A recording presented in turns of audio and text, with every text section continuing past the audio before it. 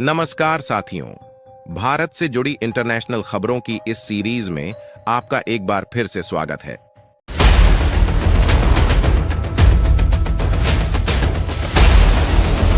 Veto power हाथ में आते ही भारत आया फुल एक्शन में। चीन और पाकिस्तान की बजी बैंड। अब चीन से लेकर अमेरिका तक की खैर नहीं, अगर भारत को दिखाया आंख तो यूएनएससी में एस जयशंकर की दहाड़ से टेंशन में आया पूरा यूरोप।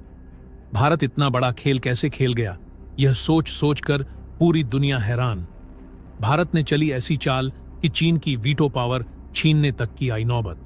दरअसल दोस्तों, आज भारत के लिए एक बहुत ही बड़ी खबर निकलकर सामने आ रही है, जिसको जानना आप सभी के लिए बहुत ही ज्यादा जरूरी है। दोस्तों, कुछ देश सिर से पांव तक इतना जोर लगा दिए हैं, ऐसा षड्यंत्र रचना शुरू कर दिए हैं भारत को वीटो पावर न देने के लिए, भारत के खिलाफ बहुत ही बड़ी बड़ी साजिश रचने के लिए बेफालतू के बयान या फिर यह कह लीजिए कि भड़काऊ बयानबाजी भारत के खिलाफ रचनी शुरू कर दी है। तो यह सब देखकर भारत का दोस्त रूस बिल्कुल भी खुश नहीं है। रूस ने यह कहा है कि वह अपने दोस्त भारत से बहुत ही ज्यादा खुश है, क्योंकि इन देशों की साजिशों को देखते हुए भारत आगे बढ़ने से बिल्कुल भी खुद को नहीं रोक रहा है। यह देश कितना भी चिल्ला ले, लेकिन इसका भारत पर तनिक भी फर्क देखने को नहीं मिल रहा है। इस बात से रूस भारत से बहुत ही ज्यादा खुश है।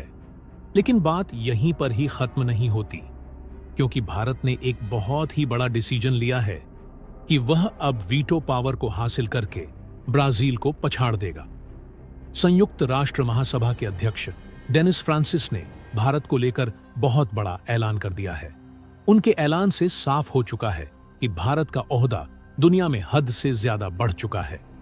इसके बारे में हम आगे चर्चा करेंगे, तो चलिए जानते हैं कि क्या है पूरा मामला। दोस्तों, भारत के वीटो पावर को लेकर यूनाइटेड नेशन में एक बार फिर से नया बखेड़ा खड़ा हो गया है। जैसे ही भारत ने यूनाइटेड नेशन में अपनी दहाड़ लगाई, भारत विरोधी देशों के होश उड़ गए, और जैसे ही पीएम मोदी ने अपनी स्पीच कैंसिल की, ठीक वैसे ही यूनाइटेड नेशन ने बयान जारी करके भारत को वीटो पावर तुरंत देने की सहमति जताई है। दोस्तों जी, 4 देशों में वीटो पावर पाने की रेस में ब्राजील और भारत सबसे आगे चल रहे थे, लेकिन अब हमारे भारत ने ऐसी लंबी छलांग मारी है कि वह सबसे आगे निकल चुका है। अपनी जबरदस्त बढ़त बनाते हुए वीटो पावर पाने का सबसे बड़ा दावेदार बन चुका है, क्योंकि वीटो पावर पाने की रेस में भारत न केवल G4 देश में सबसे आगे निकल चुका है, बल्कि G5 के कई देशों को गंभीर चुनौती दे रहा है। दोस्तों, अब ऐसा लग रहा है कि जल्द ही ब्रिटेन को हटाकर भारत को वीटो पावर दे दिया जाएगा। G4 देशों में जर्मनी और जापान के वीटो पावर के खिलाफ रूस और चीन दोनों खड़े हैं, इसलिए यह दोनों रेस से बाहर हैं, जबकि वहीं ब्राजील के खिलाफ अमेरिका खड़ा है। यही कारण है कि ब्राजील भी काफी पीछे हो गया है। और दोस्तों, भारत के खिलाफ चीन तो खड़ा है, लेकिन सबसे दिलचस्प बात यह है कि भारत के समर्थन में अमेरिका, रूस, फ्रांस और ब्रिटेन जैसे दिग्गज देश मैदान में कूद पड़े हैं, और इस कारण भारत की दावेदारी हद से ज्यादा बढ़ गई है। कई लोगों का तो यह भी मानना है कि ब्रिटेन और फ्रांस को परमानेंट सीट से हटाकर वहां भारत और किसी अफ्रीकी देश को शामिल कर लेना चाहिए। लेकिन अब मेरी बात जरा ध्यान से सुनिए। भारत को बार बार वीटो पावर देने से इनकार करने के बाद पहली बार इतना बड़ा दावा किया जा रहा है, और यह दावा अब सीधे ही यूनाइटेड नेशंस की तरफ से किया गया है। यूएन में एक बार फिर से ऐतिहासिक उलटफेर शुरू हो चुका है। हाल ही में भारत और ब्रिटेन को लेकर अब तक का सबसे बड़ा ऐलान हो चुका है। भारत ने पूरे यूनाइटेड नेशन का रूपरेखा ही बदल कर रख दिया है।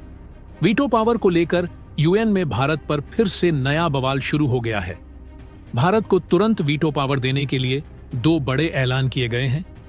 भारत पर हुए नए ऐलान के बाद 5 वीटो होल्डर देशों में खलबली मच गई है। अगर भारत को तुरंत वीटो पावर नहीं दिया गया तो यूनाइटेड नेशन के ध्वस्त होने की धमकी भी दी गई है। दरअसल देखा जाए तो एक गलती के कारण ही भारत की वीटो ताकत चीन के हाथों में चली गई, और भारत 70 सालों से इंतजार करता रह गया। लेकिन अब इस नए ऐलान के बाद इंतजार खत्म होने वाला है। आइए समझते हैं कि आखिर पूरा माजरा क्या है। लेकिन वीडियो में आगे बढ़ने से पहले भारत के इस कामयाबी के लिए वीडियो पर एक लाइक तो बनता है। फटाफट वीडियो को लाइक कर दीजिए। दोस्तों, संयुक्त राष्ट्र महासभा के अध्यक्ष डेनिस फ्रांसिस ने भारत को लेकर बहुत बड़ा ऐलान कर दिया है। उनके ऐलान से साफ हो चुका है कि भारत का ओहदा दुनिया में हद से ज्यादा बढ़ चुका है।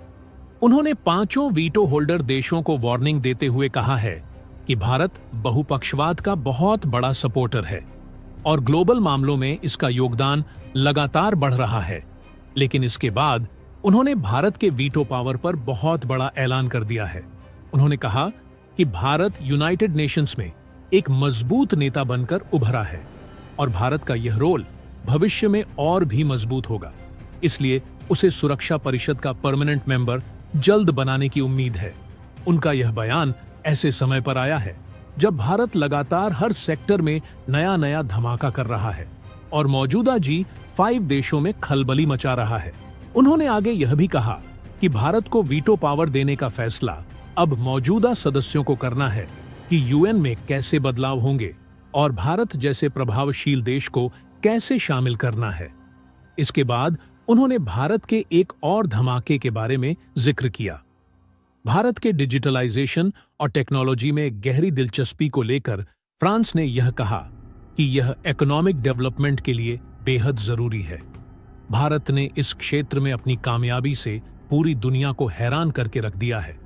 उन्होंने भारत को एक एडवांस्ड डेवलपिंग देश बताया जो ग्लोबल साउथ के देशों के साथ अपनी एक्सपर्टाइज शेयर कर रहा है। यह बात बोलकर उन्होंने चीन को भी जोरदार झटका दे दिया है। फ्रांस ने इस बात पर भी जोर दिया कि भारत की डिजिटल स्किल्स बाकी देशों की क्षमताओं को बढ़ाने में मदद कर सकती है, यानी कि भारत विश्व गुरु बनने की राह पर आगे निकल चुका है। भारत अपने डिजिटल स्किल से कई देशों को हेल्प पहुंचा रहा है।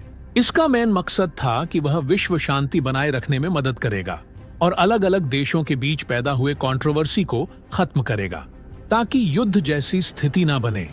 लेकिन इस संगठन के हाथ सिर्फ और सिर्फ असफलता ही लगी और फाइनली यह ध्वस्त हो गया। इसका मेन रीजन यह था कि कुछ बड़ी और इंपॉर्टेंट शक्तियां जैसे कि संयुक्त राज्य अमेरिका इस संगठन से अलग हो गई या उसमें शामिल ही नहीं हुई।